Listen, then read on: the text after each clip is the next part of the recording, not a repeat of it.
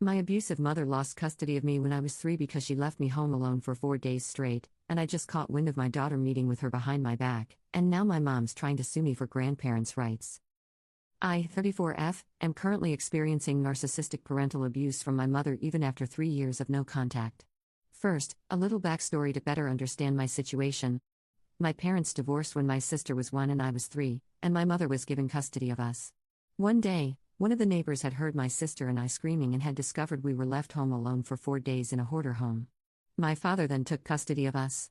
After investigations, it was determined that I had endured touching abuse trauma. Thankfully, I have no memory, and my sister, who was 18 months old at the time, was developmentally at a 4-month-old level due to severe neglect and malnutrition. Eventually, my mother's parental rights were terminated, and no one had mentioned her to me, good or bad. When I was 20, I reconnected with my mother, and it has been so emotionally traumatizing. My mother is a vulnerable narcissist, and my stepfather is diagnosed with borderline personality disorder. My mother financially manipulated me. I always had to pay her for everything, and she would make me feel bad if I didn't give her money. She faked dying at least 4 times, faked having cancer, and had me shave her head. Every time I would say I was moving to pursue a career, she would say I was being selfish and punishing her if I took her grandkids away. I have 2 small children. There's way too many examples to mention. 3 years ago, I decided to go no contact with my mother and stepfather because I want better for my children. She has stalked me, stalked my oldest child, plotted to hire someone off the dark web to ruin my life, and ruin my relationships with my half-siblings.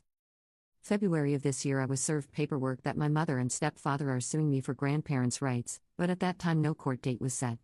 In August of this year, I found out that my daughter's father has been allowing my daughter to talk and see my mother for the last 2 years. We had an agreement that he would not let my daughter speak or see my mother, plus he's not her legal father because he's not on her birth certificate. I confronted him and it turned to a big disaster. 2 weeks ago, I was informed that my mother set a court date in November for the grandparents' rights. It has been so stressful. I can't find the official document where my mother's custody was terminated. FYI, juvenile records are destroyed 10 years after you turn 18.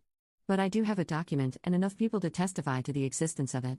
I also hired a private investigator and found out my mother has 20 aliases and over 140 charges in 5 different states. It's absolutely mind-blowing that my mother is suing me for grandparents' rights.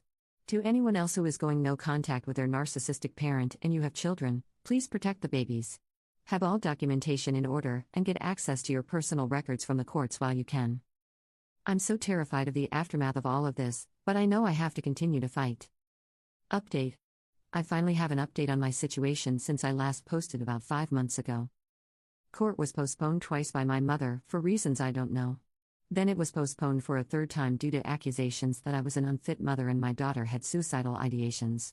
My mother asked the judge to appoint a guardian ad litem to make sure the children were safe. Court was rescheduled to March 2025. The past 5 months I have been doing nothing but researching my mother. I found she has a total of 19 active warrants, including 3 probation violations. I turned everything over to my lawyer in hopes something would work. 2 days after discovery was turned over to my mother's lawyers, my lawyer called to let me know she officially dropped the case. My children and I met with the guardian ad litem. They told the judge they see no issues whatsoever. After over a year of fighting this, it's finally over. It's been such a tough battle, but I'm so happy my kids are safe and will never have to go through what I have. Thank you to everyone who wrote me personally and commented such positive things.